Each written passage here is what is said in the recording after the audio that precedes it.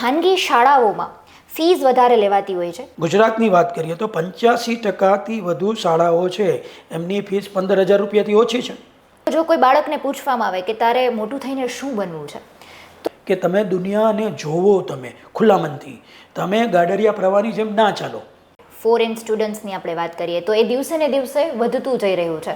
ક્યાંક ને ક્યાંક કદાચ 5 વિદ્યાર્થીઓને જો લેવામાં આવે તેમાંથી 3 વિદ્યાર્થીઓ તેવા છે કે તેમને વિદેશમાં જઈને પોતાનો અભ્યાસ પૂર્ણ કરવો છે. ત્યાં આગળ જવાના કારણોમાં પહેલું કારણ એ છે કે ત્યાં વિદ્યાર્થી વખતે દર વર્ષે 10 લાખ રૂપિયા ફીસ ભરે છે, તો એની સામે 8-10 લાખ રૂપિયા એ પાર્ટ ટાઈમ જોબ કરી અને કમાઈ લે છે. નમસ્કાર દર્શક મિત્રો, વોઇસ ઓફ ડેના વિશેષ કાર્યક્રમમાં આપનું હાર્દિક સ્વાગત છે. આપની સાથે હું આકાંક્ષા ગુંડલિયા. આમ તો જો કે એજ્યુકેશન, અભ્યાસ, જ્ઞાન આ વિષયો પર ઘણી બધી ચર્ચાઓ થતી રહેતી હોય છે. તો બસ આજે આપણે આ વિષય પર જ ખાસ ચર્ચા કરવા માટે અહીંયા ભેગા થયા છીએ.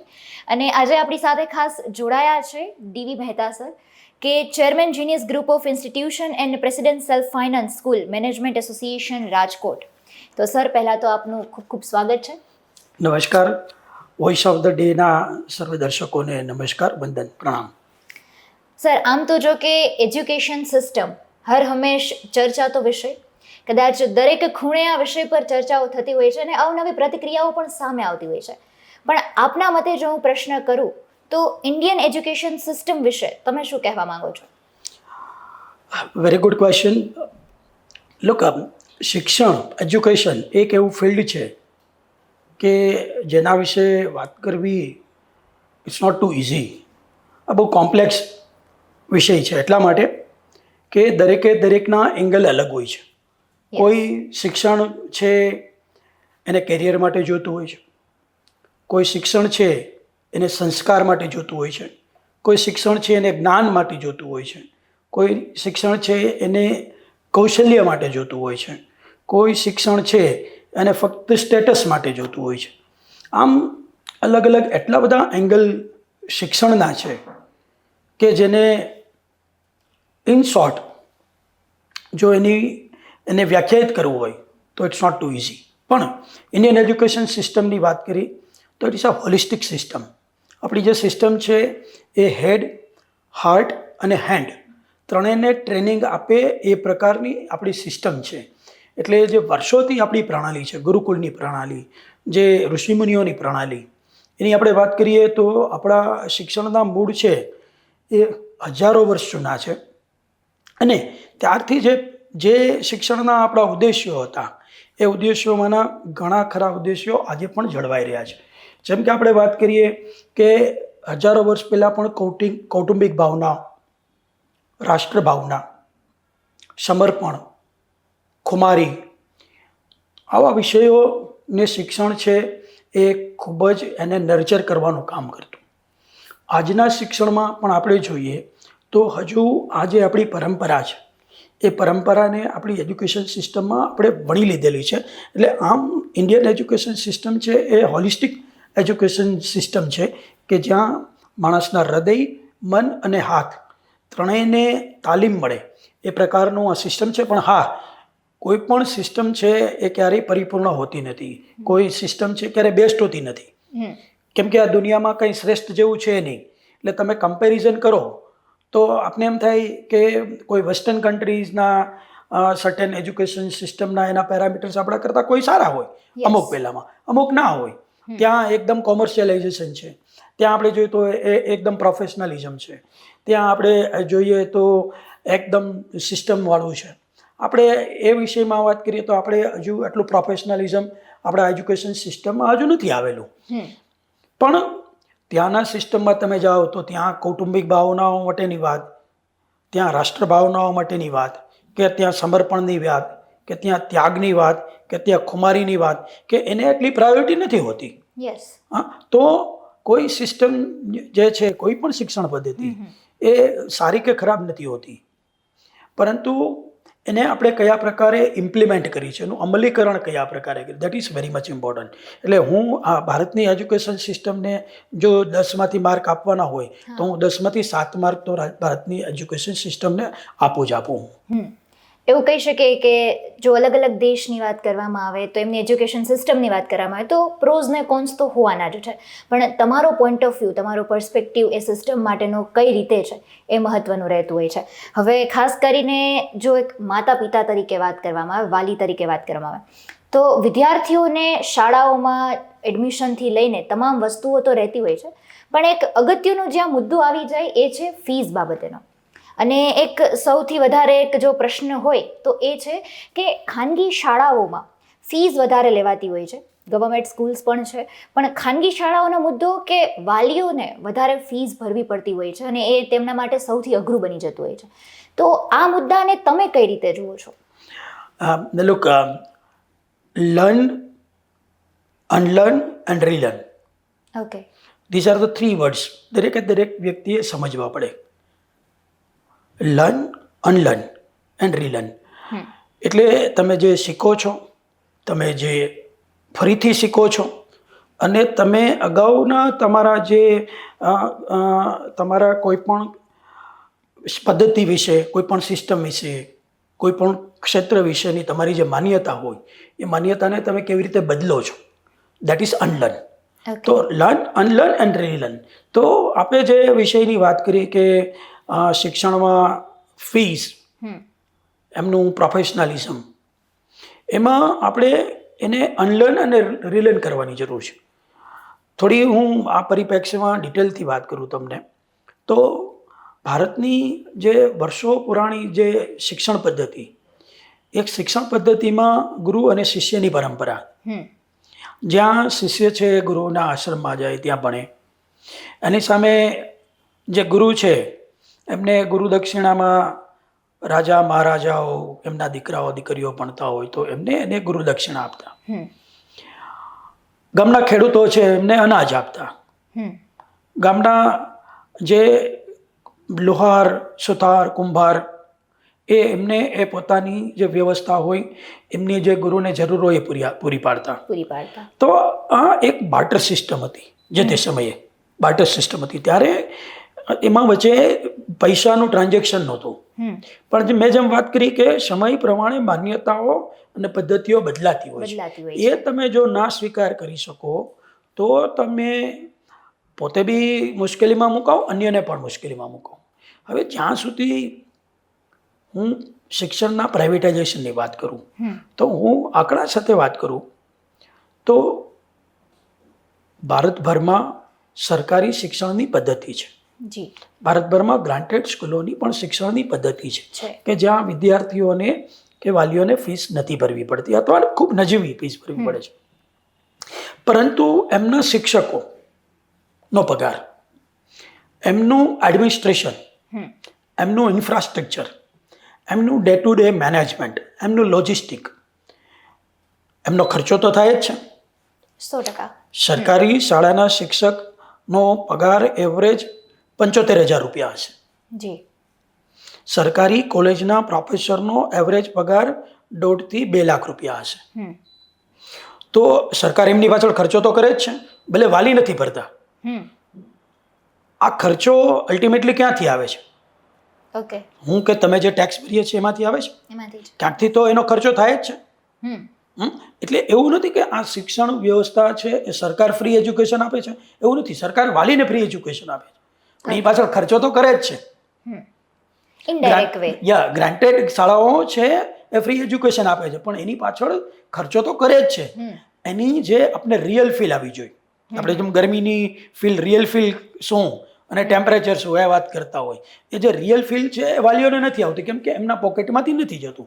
પણ વાલીના પોકેટમાંથી નથી જતું તો અન્ય કોઈના પોકેટમાંથી તો જાય જ છે. એટલે ખર્ચો તો થાય જ છે. એટલે એવું નથી કે પહેલાં છે એ શિક્ષણ છે એ 1,000 રૂપિયામાં એક વિદ્યાર્થીને મળી જતું હતું અને હવે છે એ શિક્ષણ છે એ સરકારી શાળામાં 1,000માં જ મળે છે અને ખાનગી શાળામાં 50,000માં મળે છે. એવું નથી. સરકારી શાળામાં પણ એનો 50,000નો જ ખર્ચો થાય છે. ખાનગી શાળાઓમાં કે કોલેજોમાં પ્રમાણમાં ઓછો ખર્ચો થાય છે. શું કામ? કે ખાનગી શાળાઓનો એવરેજ પગાર છે એ 25,000 રૂપિયાથી વધારે નથી.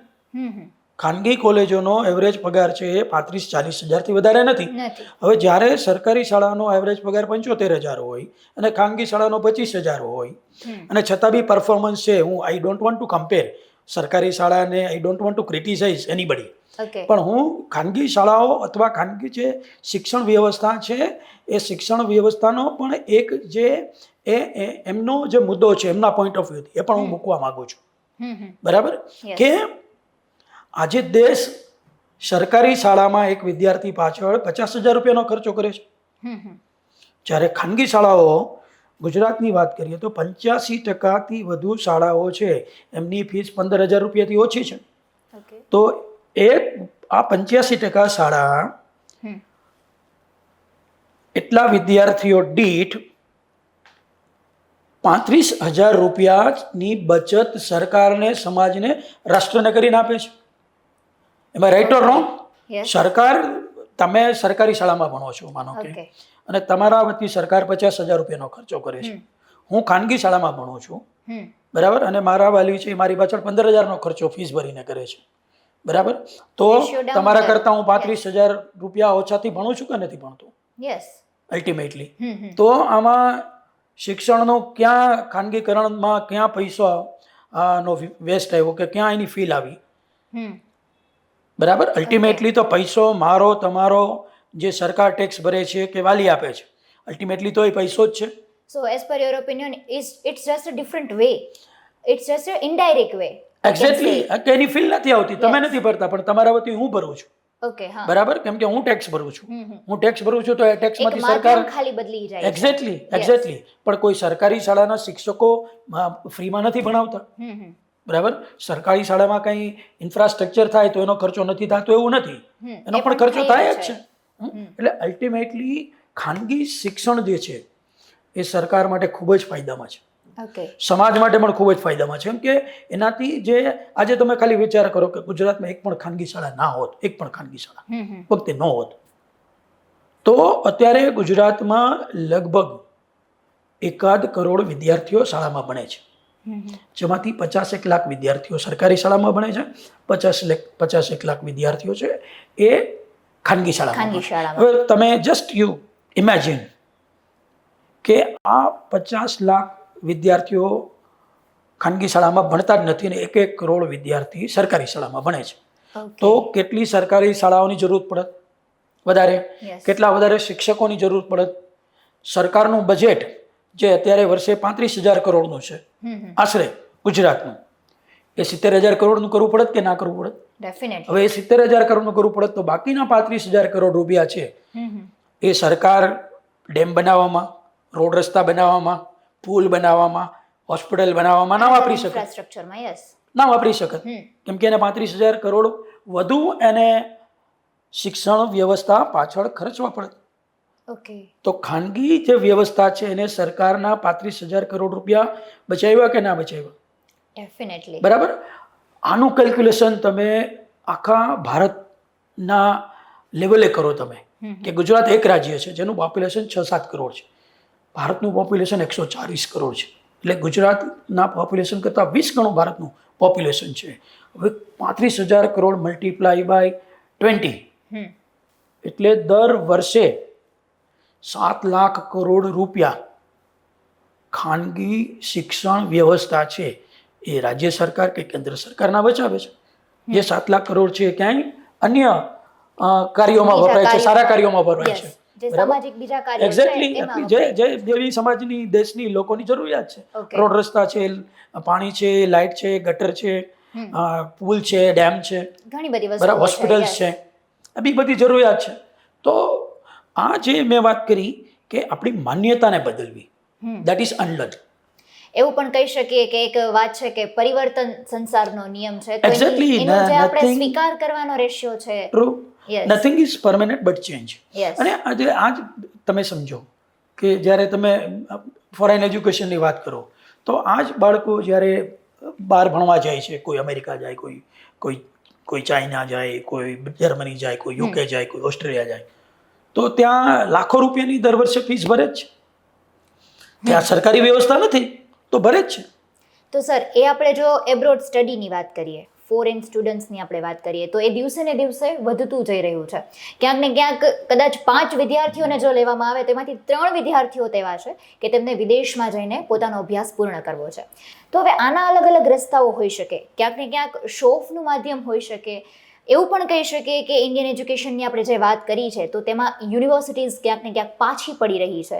તો આમાંથી તમને શું લાગે છે, કયો મત જે છે તે વધારે આની પાછળ કારણભૂત હોઈ શકે? લુક, સર્વાઈવલ ધ બેસ્ટ આ કુદરતનો નિયમ છે. યસ, બરાબર. એટલે આપણે ફોરેન એજ્યુકેશનની વાત કરીએ, ડેવલપ કન્ટ્રીઝમાં આપણું ખૂબ જ એટ્રેક્શન છે આપણા વિદ્યાર્થીઓને જવાનું, એ હકીકત છે. જેના પાછળના કારણો ઘણા છે. જેમ વાત કરીએ એમ ત્યાંનું એટ્રેક્શન હોય, ત્યાંની શિક્ષણ વ્યવસ્થા હોય, ત્યાં જે એમને વોકેશનલ એટલે ત્યાં જોબ મળે છે સામે એ હોય, ત્યાં એમને એક્સપોઝર મળતું હોય, એવું હોય, જે સોશિયલ સ્ટેટસ હોય. જે વાત છે કમ્પેરિઝનની હોય, તમે ઓસ્ટ્રેલિયા ભણવા જાઓ તો હું કેમ ન જાઉં, બરાબર, એવી પણ એક ભાવના હોય. એટલે આમ જુદા જુદા ઘણા કારણો હોય. પરંતુ ભારતમાં પણ સારી યુનિવર્સિટીઝ છે, સારી કોલેજો છે, સારી શિક્ષણ વ્યવસ્થા છે, નથી એવું નથી.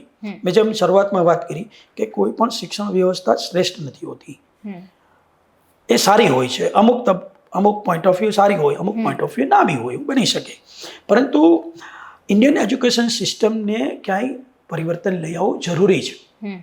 ત્યાં આગળ જવાના કારણોમાં પહેલું કારણ એ છે કે ત્યાં વિદ્યાર્થી વખતે દર વર્ષે 10 લાખ રૂપિયા ફીસ ભરે છે, તો એની સામે 8-10 લાખ રૂપિયા એ પાર્ટ ટાઈમ જોબ કરી અને કમાઈ લે છે. સર્ટન કન્ટ્રીઝ લાઈક જર્મની એ તમને ફ્રી એજ્યુકેશન આપે છે. ઓકે. સર્ટન યુનિવર્સિટીઝ, તમે સ્કોલર હોય તો તમને સ્કોલરશીપ પૂરેપૂરી આપે છે, બિકોઝ એમને પણ સારા વિદ્યાર્થીઓની જરૂર છે. તો ભારતની જે શિક્ષણ વ્યવસ્થા છે હાયર એજ્યુકેશનની, એમાં પણ વોકેશનલ ટ્રેનિંગને વધારે ઇમ્પોર્ટન્સ અપાય કે વિદ્યાર્થી ભણવાની સાથે જોબ કરે, એને સ્ટાઇપન્ડ મળે, એને વોકેશનલ ઓપોર્ચ્યુનિટીઝ મળે, એને જોબ મળે, સાથે એની ઇન્કમ થાય, એને એક્સપિરિયન્સ મળે. એ પ્રકારની વ્યવસ્થા જ્યારે ઇન્ડિયન એજ્યુકેશન સિસ્ટમમાં આવશે તો મને એવું લાગે છે કે આ એટ્રેક્શન થોડું ઓછું થશે. ઓકે, વિદ્યાર્થીઓનો રેશિયો આપણે ઓછો કરી શકીએ. એક્ઝેક્ટલી. બીજું જે છે ઇકોસિસ્ટમ, જે ઇકોસિસ્ટમ જે છે એપાર્ટ ફ્રોમ એજ્યુકેશન, જે ઇકોસિસ્ટમ છે ઇઝ વેરી મચ એટ્રેક્ટિવ. કે અહીંયા આપણે ઇન્ડિયામાં જોઈ તો ઘણા એવા પ્રશ્નો હોય કે જે આપણે રોજબરોજ રહેતા હોય પણ આપણે ના ગમતા હોય. પછી એ ટ્રાફિકના પ્રશ્નો હોય, એ પોલ્યુશન હોય, એ ગંદકી હોય, એ ભ્રષ્ટાચાર હોય, એવા બધા પ્રોબ્લેમ છે ને, એ બી કંઈ ને કંઈ માણસ કે વિદ્યાર્થી કે વાલી એની માનસિકતાને અસર કરતા હોય. એટલે એવા કારણોસર પણ વિદ્યાર્થીને એમ જાય કે ત્યાં જાય તો જો ત્યાં ક્યાંય ટ્રાફિકમાં કોઈ અડચણ નથી હોતી, કોઈ રોંગ સાઈડમાંથી આવતું નથી, કોઈ ખોટા horn T T T T નથી વગાડતા, બરાબર, કોઈ રસ્તામાં ઉભા રહીને ગાળાગાળી કરતા નથી. Mental peace, yes, exactly. એવું તમે વાત કરો કે ગંદકીની વાત છે તો તમને ગંદકી ના જોવા મળે. તમે જુઓ તો ભ્રષ્ટાચારનું પ્રમાણ ઓછું છે. તો આવા જે એક neat and clean atmosphere, environment મળે છે, not in all the countries, પણ મોટાભાગના જે વિકસિત દેશો છે એમાં. અને ત્યાં જ વિદ્યાર્થીઓ જાય છે. કોઈ ભારતનો વિદ્યાર્થી પાકિસ્તાન ભણવા નહીં જાય, કે ભારતનો વિદ્યાર્થી કોઈ અફઘાનિસ્તાન ભણવા નહીં જાય, કે બાંગ્લાદેશ ભણવા નહીં જાય, પરંતુ એવા જ દેશમાં જશે કે જ્યાં આપણા કરતાં સારી ઇકોસિસ્ટમ છે. એટલે ઇકોસિસ્ટમ છે એ પણ it max a huge difference. એટલે આપણે આપણી ફક્ત શિક્ષણ વ્યવસ્થા નહીં, ઇકોસિસ્ટમ પણ ડેવલપ કરવી પડે, જેથી કરીને ભારતનું યુથ છે એને ભારતમાં રહેવાનો એક લગાવ થાય. એટલે આમ જોઈએ તો ઘણા બધા એવા મુદ્દાઓ છે કે જેના ઉપર જો અત્યારે ધ્યાન આપવામાં આવે તો પરિસ્થિતિને આપણે બદલાવી શકીએ. હવે મારો એક બીજો અગત્યનો આપને પ્રશ્ન કે અત્યારે યુથ છે એક વિષયને લઈને બહુ ચર્ચા કરતા હોય છે, ઇટ ઇઝ વોકેશનલ એજ્યુકેશન, વ્યાવસાયિક જેને અભ્યાસ કહેવામાં આવે છે. તો એ વિશે આપ શું કહેવા માંગો છો? એ ખરેખર ઇમ્પોર્ટન્ટ છે, નથી, કઈ રીતે? ખૂબ જ અગત્યનો છે. સી, વોકેશનલ અલ્ટિમેટલી દરેકના શિક્ષણ પાછળના ઓબ્જેક્ટિવ હોય. મેં કીધું એમ કોઈનું ઓબ્જેક્ટિવ છે એ કેરિયરનો છે, કોઈનું જ્ઞાનનો છે, કોઈનું સોશિયલ સ્ટેટસનું છે. પણ એક મેજર એટ્રેક્શન અને એક ઉદ્દેશ્ય એ કેરિયર બનાવવાનું તો હોય જ, યસ, બરાબર. કે આજે હું ભણ્યો, તમે ભણતા હશો, તો તમારી ભણવા પાછળનો એક તમારો ઉદ્દેશ્ય છે એ તમારી કેરિયર બનાવવાનું છે, તમારી લાઈફને સેટલ કરવાનું છે. તો એમાં વોકેશનલ ટ્રેનિંગ છે એ ખૂબ જ અગત્યનો ભાગ ભજવે છે. મેં શરૂઆતમાં જેમ આપને વાત કરી એમ કે આપણી જે જૂની ગુરુકુળની પરંપરા હતી, તો ગુરુકુળની પરંપરામાં વોકેશનલ ટ્રેનિંગ હતી જ, બરાબર. કૃષ્ણ ભગવાન બી લાકડા કાપવા જતા હતા, બરાબર. કૃષ્ણ ભગવાન બી ત્યાં બધા કામ કરતા હતા આશ્રમમાં, અને આ વર્ષોની પરંપરા છે આપણી. તો એ વોકેશનલ ટ્રેનિંગ છે એ ભારતનું ખરેખર ભારતની પ્રાચીન શિક્ષણ પદ્ધતિનું એક ખૂબ જ મહત્વનું અને અગત્યનું પાસું હતું. પરંતુ જે અંગ્રેજોની જે એકેડેમિક પદ્ધતિ આવી મેકોલોની, એ જે સિસ્ટમ આજથી 150 વર્ષ પહેલાં જે ઇન્ટ્રોડ્યુસ થઈ, ત્યારે એમને ભારતમાં વધારે કારકુનોની જરૂર હતી. એટલે એમને શિક્ષણ વ્યવસ્થા એવી કરી નાખી કે જે ફક્ત અને ફક્ત જ્ઞાન આધારિત હોય, કે ભાઈ અમારી જરૂરિયાત હિન્દુસ્તાનમાંથી વધુ ક્લાર્ક પેદા થાય એવી છે, એટલે વ્યવસ્થામાંથી વોકેશન કાઢી નાખ્યું. હવે એ વોકેશન જે નીકળી ગયું ત્યારથી એ હજી સુધી ફરીથી શિક્ષણ વ્યવસ્થામાં આવ્યું નથી. પરંતુ નેશનલ એજ્યુકેશન પોલિસીમાં વોકેશનલ ટ્રેનિંગ 6ઠું, 7મું અને 8મું ધોરણ એમાં ફરજિયાત છે, બરાબર. એમાં વર્ષે એમને 50 કલાકની ટ્રેનિંગ લેવાનું ફરજિયાત છે, વોકેશનલ ટ્રેનિંગ. હવે મેં ફરી વાત કરી એમ કે પોલિસી અલગ છે, ઇમ્પ્લિમેન્ટેશન અલગ છે. હવે જો આનું ખરેખર સાચા અર્થમાં વ્યવસ્થિત ઇમ્પ્લિમેન્ટેશન દરેક શાળા કરે, તો આવનારા 10-15 વર્ષમાં ભારતનું આખું ચિત્ર બદલાઈ શકે છે, બરાબર. સાથે સાથે હાયર એજ્યુકેશનમાં વોકેશનની વાત કરી તો એટલું જ જરૂરી છે. હવેનું શિક્ષણ છે એ ફક્ત ક્લાસરૂમની 4 દિવારો વચ્ચે સીમિત ના હોવું જોઈએ. કેમ કે હવેની શિક્ષણ વ્યવસ્થા છે એ જ્ઞાન આધારિત નથી. 20મી સદી છે એ નોલેજની સેન્ચુરી હતી, 20મી સદી. કેમ કે ત્યારે મોબાઈલ કે બીજા ડિજિટલ ડિવાઇસીસ હતા નહીં. 21મી સદી છે એ જ્ઞાનની નથી, એટલે જ્ઞાનને કોઈ અલગ તરીકે આપ નહીં લેતા, પરંતુ 21મી સદી છે એ સ્કિલની છે, કૌશલ્યની છે. હવે તમારે જે જ્ઞાન જોઈએ છે એ જ્ઞાન તો તમને આ મોબાઈલમાંથી મળી જવાનું છે, ડેફિનેટલી, બરાબર. તમારે જે પ્રશ્નનો જવાબ જોતો હોય તમને આપણી નાનકડી આખી દુનિયામાં એટલે જ્ઞાન આવી ગયું. 6x4 ઇંચની ડિવાઇસમાં બધું જ્ઞાન આવી ગયું. તમે દુનિયાનો કોઈ બી પ્રશ્ન તમે લઈ આવો, એમાં છે જ. અને હજુ તો આર્ટિફિશિયલ ઇન્ટેલિજન્સ એની પણ આપણે ચર્ચા કરશું. પણ ત્યારે જો વિદ્યાર્થીમાં વોકેશનલ એટલે એનું એમ્પ્લોયેબિલિટી હશે. આપણે એક સર્વે પ્રમાણે હિન્દુસ્તાનના 85% યુવાનો, અને ખાસ કરીને એન્જિનિયરિંગ ક્ષેત્રના યુવાનો, એમની એમ્પ્લોયેબિલિટી એ 0% છે, 0% એમ્પ્લોયેબિલિટી. તમારી ક્વોલિફિકેશન શું છે, દેટ્સ અ ડિફરન્ટ થિંગ. તમે કોઈ બી જગ્યાએ જોબ માટે જશો તો તમે બી મને મારો ક્વોલિફિકેશન પૂછ્યું નથી, મેં બી તમને ક્વોલિફિકેશન નથી પૂછ્યું તમારું, તો કોઈનું ક્વોલિફિકેશન પૂછતું જ નથી. દરેકને પરફોર્મન્સ જોઈએ છે. તો યોર પરફોર્મન્સ વિલ સ્પીક. તો એ પરફોર્મન્સ માટે તમારી એમ્પ્લોયેબિલિટી ઇઝ વેરી મચ નેસેસરી. તો એ એમ્પ્લોયેબિલિટી તમને વોકેશનલ ટ્રેનિંગથી જ આવવાની છે. ત્યારે દરેક કોલેજે આ કરવું જોઈએ કે ભાઈ કોઈ કોમર્સની કોલેજ છે તો વિદ્યાર્થીઓને ઇન્ટર્નશીપ માટે બેંકમાં મોકલે, ચાર્ટર્ડ એકાઉન્ટન્ટને ત્યાં મોકલે, ફાઇનાન્સ કંપનીમાં મોકલે, ઇન્સ્યોરન્સ કંપનીમાં મોકલે, ઇવેન્ટ મેનેજમેન્ટમાં મોકલે. That is vocational training. એ હોવું જોઈએ. કોઈ લિટરેચર કરે છે તો લિટરેચરના વિદ્યાર્થીઓને તમે એવી રીતે એવા ભવનમાં મોકલો, તમે એવી લાઇબ્રેરીઝમાં મોકલો, તમે એવા લોકો જોડે એમને ઇન્ટરેક્શન કરવા માટે મોકલો કે એમનું વોકેશનલ જે નોલેજ છે એ ઇમ્પ્રૂવ થાય અને એમ્પ્લોયેબિલિટી વધે. તો કોલેજે પણ આ માનસિકતામાંથી બહાર આવવું પડશે. અત્યારે આપણી કોલેજો, યુનિવર્સિટી એ ડિગ્રી આપવાના કારખાના છે, બરાબર. ખરાબ લાગશે કોઈને, પણ એ એક ફેક્ટરી છે. શેની ફેક્ટરી? તો ડિગ્રી આપવાની. પણ હવે એ ડિગ્રીનું કોઈ ઇમ્પોર્ટન્સ જ નથી. આજે તમે કોઈ બી કંપનીમાં જશો જોબ માટે તો તમારા ડિગ્રીના સર્ટિફિકેટને કોઈ નહીં જોવે. દરેક કંપની એવું કહેશે કે આ અમારું એન્ટ્રન્સ ટેસ્ટ છે, ડેફિનેટલી એ આપો. તમારે હાયર એજ્યુકેશનમાં જ આવવું છે 12મા ધોરણ પછી, તો તમારે JEE ને નીટ આપવી જ પડે છે. So, તમારે CA થવું છે તો CA ની એન્ટ્રન્સ એક્ઝામ આપવી જ પડે છે. yes, તો ત્યાં તમારું ક્લાસરૂમનું ટીચિંગ કામ નહીં આવે, bookish knowledge એટલું નહીં કહી કામ શકીએ, આવે. yes. એટલે તમારે શું છે, વોકેશનલ ટ્રેનિંગ છે એને તમારે આત્મસાત કરી અને એજ્યુકેશન સિસ્ટમમાં વણી જ લેવું પડશે. એટલે એવું કહી શકીએ કે હવે ધીરે ધીરે સ્કિલ બેઝ આખું જે છે તે ચિત્ર સામે આવતું જાય છે. એક્ઝેક્ટલી. અને Yes. એ બહુ જરૂરી છે. અને આપણે જોઈએ છીએ નેશનલ એજ્યુકેશન પોલિસીમાં તમે જુઓ તો જે મેજર ચેન્જ છે એ મેજર ચેન્જ આ જ છે કે વિદ્યાર્થીઓ સ્કિલફુલ કેમ બને, એમનું હોલિસ્ટિક ડેવલપમેન્ટ કેમ થાય. ફક્ત અત્યાર સુધી જે ગોખણપટ્ટી રટ્ટાબાજીની જ જે વાત હતી, તો એની જગ્યાએ એ વિદ્યાર્થી છે એ ખરેખર પૂર્ણ વ્યક્તિત્વ, education is the manifestation of perfection Yes. Already in mankind, Swami વિવેકાનંદજીએ કીધું છે Yes. કે માણસમાં જે પૂર્ણતાની અભિવ્યક્તિ છે એ શિક્ષણ દ્વારા જ શક્ય છે. શક્ય છે. બરાબર. તો એ પૂર્ણતાને તમારે અભિવ્યક્ત કેવી રીતે કરવો, જો તમે માણસને પૂર્ણ બનાવવા તરફ લઈ જાઓ તો. તો એવું પણ કહી શકીએ કે આજે અત્યારે આપણે પોલિસીની વાત કરી, વોકેશનલ એજ્યુકેશનની વાત કરી, તો એક શબ્દ છે કે ઇન્ડિયાને સુપર પાવર બનાવવાની છે નોલેજમાં. તો એ આ વોકેશનલ એજ્યુકેશનની તમે જે વાત કરો છો એના થ્રુ એ કેટલા પર્સન્ટેજ હાયર છે અને કેટલું ઝડપી થઈ શકશે એ વસ્તુ? લુક, ઇન્ડિયાનો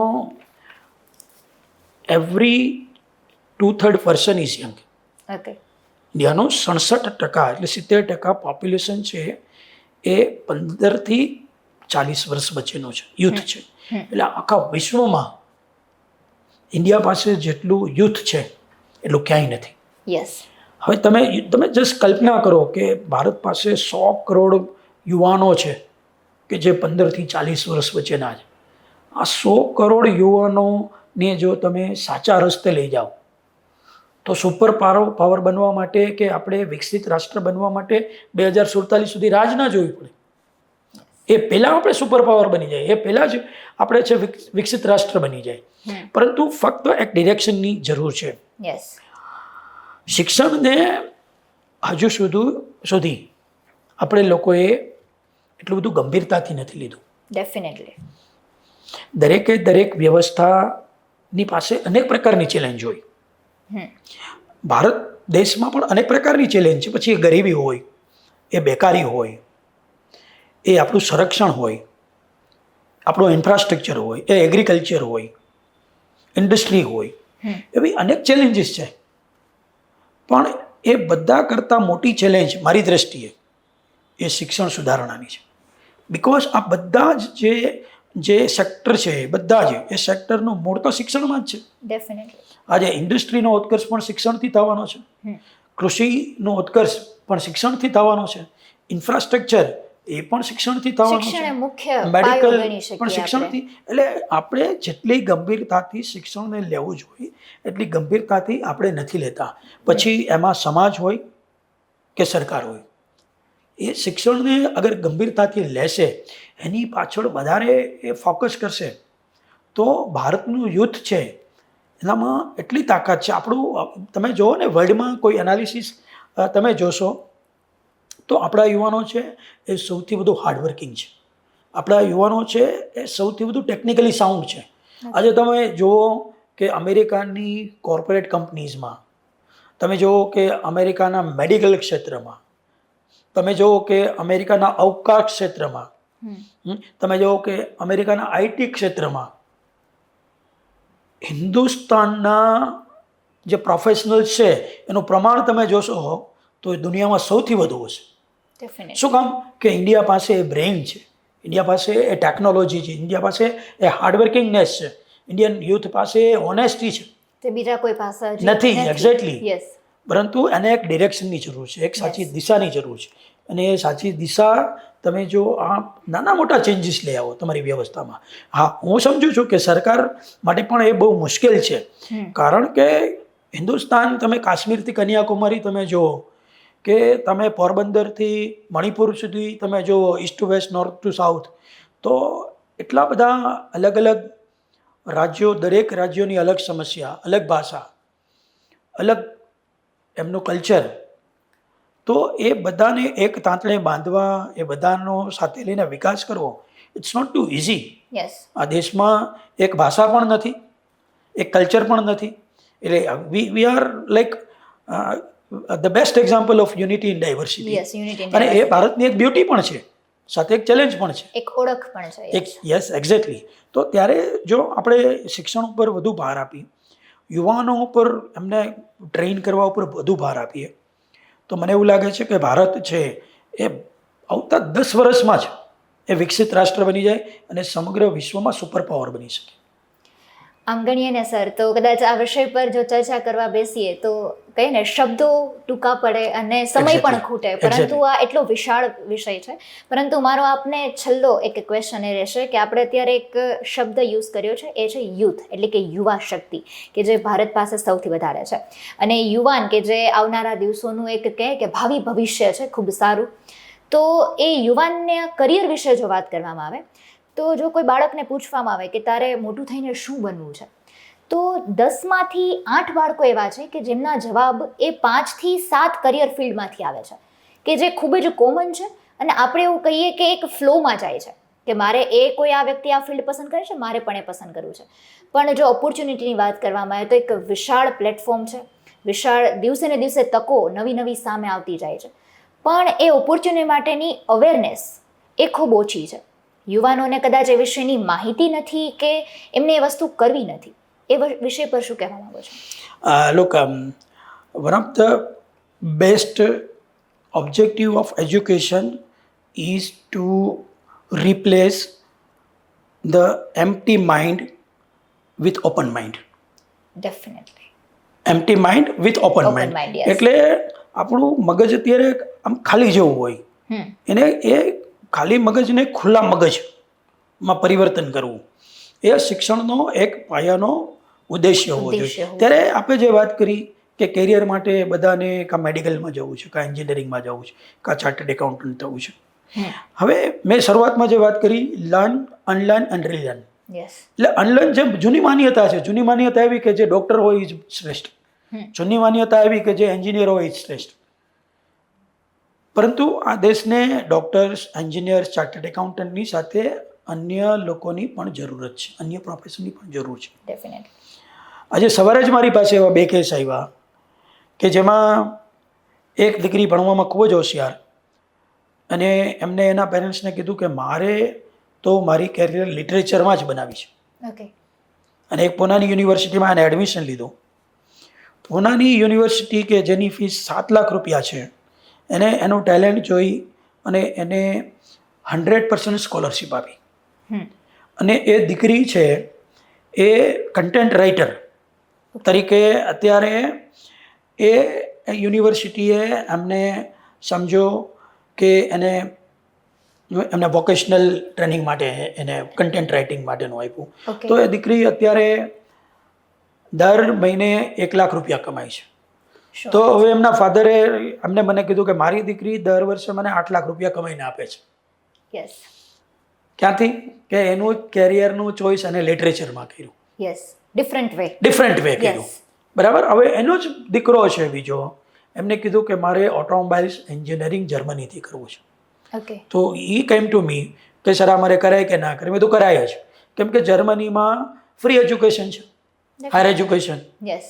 તમારે ખાલી એની જર્મન લેંગ્વેજ શીખવી પડે, એ શીખી જાઓ તો તમારું બાળક છે એ પહેલા દિવસથી જર્મનીની ફી 15 લાખ રૂપિયા દર વર્ષની એવરેજ ઓટોમોબાઇલ્સ એન્જિનિયરિંગમાં હોય, તો તમારું બાળક ત્યાં 5 વર્ષ ભણશે તો એને 75 લાખ રૂપિયા તો તમને બચાવીને જ આપી દીધા છે. ડેફિનેટલી. તો this is the different way of thinking.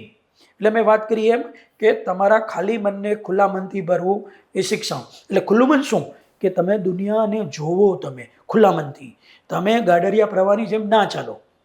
બરાબર. કેમ કે તમે if you run after the excellence, success will run after you. તમારા પોતાના ફિલ્ડમાં તમે જુઓ કે જર્નાલિઝમનો ફિલ્ડ કેટલું એક્સાઇટિંગ ફિલ્ડ છે, કેટલું સમજો કે ગ્લેમરસ ફિલ્ડ છે, કેટલું એન્ટરટેનિંગ ફિલ્ડ છે, કેટલું રિવોર્ડિંગ ફિલ્ડ છે. Each and every day can be a new day. Exactly. તો માણસોએ પોતાના બ્રેડ બટરની ચિંતા કરતા પોતાના મન, પોતાના હૃદયને ક્યાંથી બ્રેડ બટર મળે એટલે એને ખોરાક સારો ક્યાંથી મળે? એને એને એને સાત્વિક, ઓર્ગેનિક ને શુદ્ધ ખોરાક આપણા મન અને આપણા હૃદયને ક્યાંથી મળે એના ઉપર વિચારવું જોઈએ. તેને વાલીએ પણ વિચારવું જોઈએ કે પોતાના બાળકની ટેલેન્ટ છે એ મ્યુઝિશિયનની છે, પોતાના બાળકની ટેલેન્ટ છે એ આર્ટિસ્ટની છે, પોતાના બાળકની ટેલેન્ટ છે એ રાઇટરની છે, પોતાના બાળકની ટેલેન્ટ છે એ ફૂટબોલરની છે. What's wrong? આજે તમે જુઓ તો દુનિયામાં સૌથી વધુ ફોલોઅર્સ રોનાલ્ડોના છે. યસ. બરાબર, સૌથી વધુ ફોલોઅર્સ છે રોનાલ્ડોના છે. તો એ તો ઇઝ અ ફૂટબોલ પ્લેયર. એ ભાઈ અને કેટલું બધા ભણ્યો હોય તમને ખબર નથી, મને ખબર નથી. અને કદાચ બધા સેલિબ્રિટીઝની વાત કરીએ કે જે સારી સારી પોઝિશન ઉપર છે અત્યારે, તો એ ક્યાંક ને ક્યાંક પોતાના સ્કિલના માધ્યમથી આગળ આવેલા છે. એક્ઝેક્ટલી. તો આપણે એક મેઇન પોઈન્ટ કહીએ કે માતા પિતાની વાત કરીએ છો તો એમને ખાસ શું જરૂર છે કે મેન્ટાલિટી ચેન્જ કરવાની જરૂર છે. As already you said that કે ઓપન માઇન્ડેડમાં એટલે માનસિકતા બદલો. દરેક વ્યક્તિને લોકોએ અલગ શક્તિ, કુદરતે અલગ શક્તિ આપી છે. યસ. બરાબર, તમારી શક્તિ અલગ છે, મારી અલગ છે, ઓડિયન્સમાં જે બી લોકો સાંભળે છે બધાની અલગ અલગ શક્તિ છે. તો દરેક વિદ્યાર્થીને ભગવાને અલગ અલગ શક્તિ આપી છે. તો તમે એ શક્તિ પ્રમાણે તમારા બાળકને આગળ લઈ જવા માટેનો પ્રયત્ન કરો. તમે ખિસકોલીને એમ કહો કે તું શ્રેષ્ઠ તરવા માંડ અને માછલીને એમ કહો કે તું ઝાડ ઉપર ઝડપથી ચડી જા, એની કોમ્પિટિશનમાં જા, ઇટ્સ નોટ પોસિબલ. માછલી છે એ પાણીમાં શ્રેષ્ઠ છે, ખિસકોલી છે ઝાડ ઉપર શ્રેષ્ઠ છે. પોતપોતાના ક્ષેત્રમાં દરેક વ્યક્તિ શ્રેષ્ઠ છે. તો દરેક વ્યક્તિ, અને તમે એવું કમ્પેરિઝન બી ના કરો કે સમાજમાં કેવું છે કે જેને મેડિકલ લાઈન લીધી સૌથી વધુ હોશિયાર, સૌથી વધુ બુદ્ધિશાળી, ઓફકોર્સ એ બુદ્ધિશાળી હશે જ, પરંતુ બીજા ફિલ્ડમાં જવાવાળા બુદ્ધિ વગરના હશે એવું જરૂરી નથી, એવું માનવાને કોઈ કારણ નથી. બરાબર, એટલે I use to talk that science create the world, commerce rules the world, arts culture the world. એટલે ત્રણેયની જરૂર છે. બધાની ખુદની બ્યુટી છે, દરેકની બ્યુટી છે, દરેક ફિલ્ડની બ્યુટી છે. તો તમે એવું શું કામ, તમે આર્ટિસ્ટના તમે જુઓ પેઇન્ટિંગ કરોડો રૂપિયામાં વેચાય છે. હમણાં જ મેં વાંચ્યું કે બરોડામાં એક આર્ટિસ્ટનું પેઇન્ટિંગ છે 1 કરોડ ને 20 લાખ રૂપિયામાં પેઇન્ટિંગ છે એ વેચાણું. વિચાર કરો કે 1 કરોડ ને 20 લાખ રૂપિયામાં જો એક ઇન્ડિયન આર્ટિસ્ટનું પેઇન્ટિંગ વેચાણું હોય તો લોકો એ સ્કિલની કદર કરે છે, નથી કરતા એવું નથી. કલા શું છે એ ખબર છે. એક્ઝેક્ટલી, લોકો કરે છે કદર. તમે તો કોઈ વાલીઓએ, સમાજે, શિક્ષણ શાસ્ત્રીઓએ, શિક્ષકોએ પણ એક પર્ટિક્યુલર ટ્રેન્ડમાં ના રહેવું જોઈએ. શિક્ષકોએ પણ ઓપન માઇન્ડ રાખવું જોઈએ, સંચાલકોએ પણ ઓપન માઇન્ડ રાખવું જોઈએ, વાલીઓએ પણ ઓપન માઇન્ડ રાખવું જોઈએ, જે ખૂબ જ જરૂરી છે. કદાચ આ ચર્ચાને આપણે ઘણી બધી આગળ લઈ જઈ શકીએ, પરંતુ એક મારો જે આપને છેલ્લો પ્રશ્ન હતો એનો જવાબ આપે ઓલરેડી આપી દીધો છે. એ છે મારો કે સંદેશો લોકો માટે જે આપે કહ્યું કે અત્યારે ખાસ માતા પિતાએ સમજવાની જરૂર છે કે આપનો જે માઇન્ડ છે એને તમે ઓપન માઇન્ડમાં, જેવી રીતે સરે વાત કરી કે તમે કન્વર્ટ કરો, અને દરેક ફિલ્ડે પોતાની આગવી ઓળખ ધરાવે છે. અને આ એવરીવન નોઝ ધેટ આપણે બધા ભગવાનના બાળકો છીએ, તો ભગવાને દરેકને કંઈક ને કંઈક ખાસ આપીને આ દુનિયા પર મોકલ્યા છે. તો એ વિષય પર હર હંમેશ આગળ વધતા રહો. એ સાથે જ હવે આજની ચર્ચાને પણ અહીંયા આપણે વિરામ આપીએ. ફરી હું એક મેસેજ આપવા માંગીશ. Definitely sir, definitely. કે જિંદગી કે કઈ ઉડાન અભી બાકી, યુવાનો માટે જિંદગી કી કઈ ઉડાન અભી બાકી है, जिंदगी के कई इम्तिहान अभी बाकी है, जिंदगी की कई उड़ान अभी बाकी है, जिंदगी के कई इम्तिहान अभी बाकी है. अभी तो नापी है मुट्ठी पर जमी हमने, अभी तो नापी है मुट्ठी पर जमी हमने, अभी तो पूरा आसमान बाकी है, अभी तो पूरा आसमान बाकी है. Thank you all. Thank you so much sir, અમારી સાથે આટલી સુંદર ચર્ચા કરવા માટે અને દરેક લોકોને આટલો સરસ મેસેજ આપવા માટે. અને દર્શકો, આપણે પણ ફરી મળીશું આવા જ અવનવા વિષયો સાથે. જો તમને પણ આજની ચર્ચામાં કંઈક નવું જાણવા મળ્યું છે અને શીખવા મળ્યું છે તો તમારા મિત્રો પરિવાર સાથે પણ આ વિડીયો શેર કરજો, લાઇક કરજો, અને આવા જ અવનવા વિષય સાથે ફરી મળીશું. હવે મને રજા આપશો. નમસ્કાર.